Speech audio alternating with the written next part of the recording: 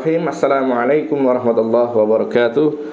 Innal hamdalillah, salatu wassalamu ala Rasulillah wa ala alihi wa ashabihi wa man tabi'ahum bi ihsani ila yaumiddin. Allahumma shalli ala Muhammad wa ala ali Muhammad kama shallaita ala Ibrahim wa ala ali Ibrahim fil alamin innaka Hamidum Majid. Sahabat UIM yang dirahmati Allah Subhanahu wa taala, bersyukur atas karunia Allah Subhanahu wa taala dan bersalawat atas Rasulullah sallallahu alaihi wasallam. Allah yang memberikan segala kenikmatan kepada kita sehingga sudah sepantasnya kita bersyukur kepada Allah Subhanahu wa taala, dan Rasulullah sallallahu alaihi wasallam yang menunjukkan kita kepada jalan yang lurus, jalan yang memang diperintahkan oleh Allah Subhanahu wa taala, maka sudah sepantasnya kita bersalawat kepada Rasulullah sallallahu alaihi wasallam. Semoga kita semuanya umat Islam mendapatkan syafaat dari Rasulullah sallallahu alaihi wasallam. Sahabat UIM yang dirahmati Allah Subhanahu wa taala, alhamdulillah hari ini kita akan membahas terkait dengan kewajiban dakwah ya. Khususnya hari ini dengan era digital ya, maka hari ini kewajiban kita untuk dakwah di era digital. Masanya hari ini berbeda dengan masa pada masa-masa sebelum hari ini. Hari ini begitu cepat ya, era internet ya, kemudian era digital yang menyerang seluruh dunia termasuk umat Islam. Maka tidak bisa dilepaskan bahwa hari ini umat Islam di seluruh dunia terdampak ya dengan era digital tersebut ya, era cepatnya informasi. Maka umat Islam di sini harus mengantisipasinya, dan tentunya ya dengan kewajiban umat Islam, yaitu bahwa kita memiliki semuanya kewajiban untuk berdakwah ya, sebagaimana misalkan Allah Subhanahu wa taala mengatakan dalam surat An-Nahl ayat 125. Bagaimana Allah Subhanahu wa taala mengatakan, a'udzubillahi minasyaitonirrajim, bismillahirrahmanirrahim, ud'u ila sabili rabbika bil hikmah wa mau'izatul hasanah wajadilhum billati hiya ahsan ya. Serulah manusia kepada Allah Subhanahu wa taala itu dengan hikmah ya, dan kemudian wa mau'izatul hasanah, dengan pelajaran-pelajaran, wajadilhum billati hiya ahsan, dan kemudian ya dengan berdebat ya, dengan mujadalah, tetapi dengan mujadalahnya itu dengan cara yang baik ya. Jadi dalam ayat surat An-Nahl ini ya, Allah Subhanahu wa taala memerintahkan kita semuanya untuk kemudian kita mempunyai kewajiban berdakwah, untuk menyeru kepada manusia, agar kembali kepada Allah Subhanahu wa taala, untuk menyeru kepada manusia agar kembali kepada jalan Allah Subhanahu wa taala. Ud'u ila sabili rabbika bil hikmah wa mau'izatul hasanah wajadilhum billati hiya ahsan. Serulah manusia ya, serulah manusia untuk kembali kepada jalan Rabbmu dengan hikmah, dengan penuh pelajaran, dan bantahlah mereka dan bermujadalah dengan mereka dengan cara yang baik. Maknanya kewajiban itu ada dalam diri kita semuanya. Kewajiban dakwah ya, kewajiban menyeru kepada jalan Allah Subhanahu wa taala bukan tanggung jawab ustaz ya, bukan tanggung jawab mubalik, bukan tanggung jawab para kiai saja, tetapi juga melanda kita semuanya sebagai orang yang kemudian terkena kewajiban untuk berdakwah di jalan Allah Subhanahu wa taala. Maka sahabat UIM yang dirahmati Allah Subhanahu wa taala, ini perintah dari Allah Subhanahu wa taala. Belum lagi misalkan dalam surat Ali Imran Allah Subhanahu wa taala mengatakan bahwa sebaik-baiknya manusia, kuntum khairu ummah ukhrijat linnas ta'muruna bil ma'ruf wa tanhauna 'anil munkar wa tu'minuna billah. Sebaik-baiknya manusia ya adalah mereka yang menyeru kepada yang ma'ruf, mencegah kepada yang mungkar, dan beriman kepada Allah Subhanahu wa taala. Ini beberapa dalil yang kemudian menjadikan diri kita terikat dengan kewajiban dakwah. Nah, kemudian sahabat UIM yang dirahmati Allah Subhanahu wa taala, hari ini ketika dakwah itu sudah menjadi kewajiban ya, menjadi pekerjaan kita ya, menjadi profesi yang utama di atas semua profesi-profesi yang lain. Kita boleh menjadi dosen, kita boleh menjadi guru, kita boleh menjadi insinyur, kita boleh menjadi pilot, kita boleh menjadi dokter, maupun yang lainnya, aktivis-aktivis yang lainnya ya, aktivitas-aktivitas yang lainnya, silahkan ya. Tapi kewajiban yang utama, profesi utama diri kita semuanya dengan segala profesi tersebut, maka kewajiban kita adalah berdakwah, menyeru kepada Allah Subhanahu wa taala. Maka dokter yang dai, pilot yang dai ya, guru guru-guru yang dai, dosen-dosen yang dai, menyeru kepada Allah Subhanahu wa taala, ya. Dan hari ini dunia dakwah berbeda dengan dunia dakwah sebelumnya, ya. Dulu kita berdakwah dengan konvensional, meskipun hari ini ada juga dakwah secara konvensional, tapi ya hari ini ya kelihatannya masanya semakin sedikit. Ya, misalkan dakwah konvensional adalah dakwah misalkan ceramah di masjid, ya, taklim, kajian subuh, khutbah Jumat maupun yang lainnya, itu dakwah konvensional yang di masjid. Dan hari ini ya semakin sedikit ya. Sebuah penelitian dari Universitas Islam Negeri Syarif Hidayatullah Jakarta, ya, mengatakan bahwa dakwah di masjid hari ini, taruhlah, ya, dianggap dakwah yang tidak mengikuti perkembangan zaman, ya, dakwah yang kuno, ya, sehingga anak-anak muda menganggap bahwa dakwah dengan seperti itu tidak menjawab tantangan-tantangan yang ada dalam diri mereka. Sehingga sedikit demi sedikit, ya, anak-anak muda ini kemudian meninggalkan masjid sebagai pusat ilmu, sebagai pusat peradaban, sebagai pusat, ya, untuk pergerakan Islam. Hari ini pemuda itu sudah mulai bergeser, ya. Mereka sudah mulai bergeser, tidak mencari ilmu di masjid. Nah, ini menjadi PR buat para aktivis dakwah, ya. Menjadi PR buat para aktivis dakwah, bagaimana dakwah itu dikemas agar masjid itu tidak ditinggalkan anak-anak muda. Hari ini sedikit, ya, kalau saya datang ke masjid, satu masjid ke masjid yang lain, gitu, ya. Biasanya hanya diisi oleh orang-orang sepuh, orang-orang yang tua, ya. Usianya mungkin di atas 40 sampai 50 dan usia uzur. Anak-anak mudanya sangat-sangat sedikit. Maka sangat beruntung kalau misalkan ada sebuah masjid, ya, kemudian komunitas pemudanya hidup. Komunitas pemudanya kemudian meramaikan masjid, komunitas pemudanya kemudian aktif terlibat dalam aktivitas di masjid. Wah, sungguh sangat beruntung. Karena hari ini sangat-sangat sedikit masjid yang seperti itu. Hari ini dunia digital, ya.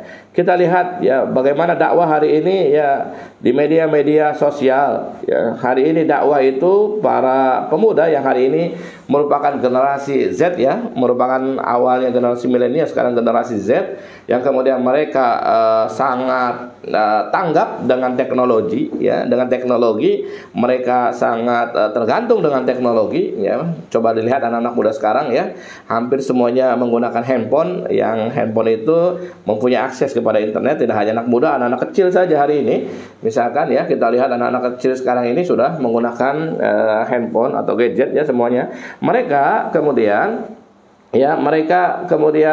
aktif di internet, ya. Mereka banyak yang menggunakan sosial media, ya, baik itu YouTube, ya, Facebook, Instagram, maupun yang lainnya, TikTok dan yang lainnya. Maka sahabat UIN yang dirahmati Allah Subhanahu wa taala, ketika dakwah ini bergeser, ya, ketika dakwah ini bergeser, yang awalnya konvensional dulu, ya, dulu ngajar pakai whiteboard, pakai spidol, gitu, ya. Dulu sebelumnya bahkan pakai papan tulis, ya, pakai kapur, terus kemudian berubah menjadi whiteboard, pakai spidol. Hari ini sudah pakai Infocus misalkan. Itu mengalami perubahan karena teknologi, gitu, ya. Dulu belajarnya di kelas, dulu belajarnya di masjid, dulu taklimnya di masjid. Hari ini bisa taklimnya dengan menggunakan Zoom. Ini adalah fasilitas seperti itu. Dan hari ini misalkan dulu orang ceramah kita ini hari ini tidak bisa dinikmati oleh orang di luar lingkungan kita, misalkan, ya, saya ceramah hanya di masjid saja, gitu, ya, yang mendengarkan hanya orang-orang masjid saja. Hari ini dengan kemampuan teknologi tersebut, maka misalkan ceramah saya bisa didengarkan oleh orang-orang yang jauh, ya, di Indonesia, seluruh Indonesia, atau bahkan luar negeri. Nah, inilah teknologi. Maka sahabat UIN yang dirahmati Allah Subhanahu wa taala, bagaimana kita mensikapi terkait dengan, ya, maraknya terkait dengan teknologi ini, khususnya penggunaan sosial media yang sangat pesat, ya, penggunaan Instagram, terus kemudian Facebook, TikTok, maupun aplikasi yang lainnya, Telegram maupun yang lainnya, WhatsApp. Maka hari ini kewajiban kita sebagai para dai, hari ini kewajiban kita sebagai para duat merespon, ya, merespon terkait dengan dakwah yang harus kita lakukan.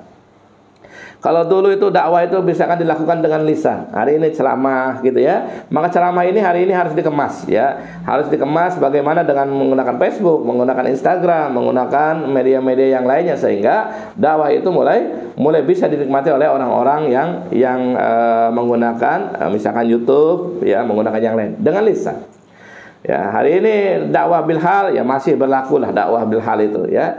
Terus kemudian dalam dakwah bil qalam, dakwah dengan tulisan, hari ini bisa juga dengan tulisan-tulisan yang dipublish misalkan ya di website, di blog, ya, di Facebook maupun yang lainnya. Ya, bisa, hanya penggunaannya saja yang berbeda.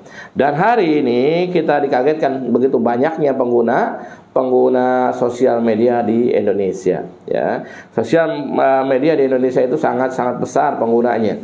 Dan kita sebagai aktivis dakwah ya, kita sebagai dai harus mempergunakan secara maksimal agar bagaimana dakwah ini bisa tersebar, agar dakwah ini bisa kemudian bisa dinikmati oleh semua lapisan masyarakat. Dan ini PR-nya. Dan hari ini juga ya orang-orang atau musuh-musuh Islam, orang-orang munafik dan kemudian orang yang tidak senang dengan perkembangan Islam, mereka juga menggunakan sosial media secara aktif untuk menyerang Islam. Ya, isu terkait dengan Islamofobia misalkan mereka keluarkan seperti itu ya. Mereka mengeluarkan rilis, mengeluarkan video, mengeluarkan tulisan yang intinya mereka mengkritisi terkait dengan Islam ya, mereka mengobrak-abrik terkait dengan Islam. Nah, hari ini aktivis kita sebagai aktivis dakwah tidak bisa diam melihat hal tersebut. Hari ini peperangan sesungguhnya adalah peperangan menggunakan media. Ya, hari ini musuh sudah sangat begitu gencar menggunakan media untuk menyerang Islam. Maka tidak ada pilihan lain. Tidak ada pilihan lain, kita sebagai umat Islam harus kemudian mengambil peran dalam media tersebut. Ya, perangnya hari ini perang media. Ya, kalau dulu mungkin perangnya langsung berbadir ya. Perangnya kemudian perang fisik lah ya.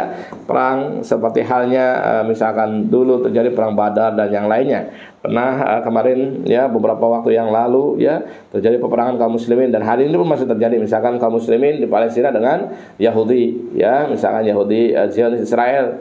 Terus kemudian perang antara saudara kita di Irak dengan Amerika, di Afghanistan dengan Amerika.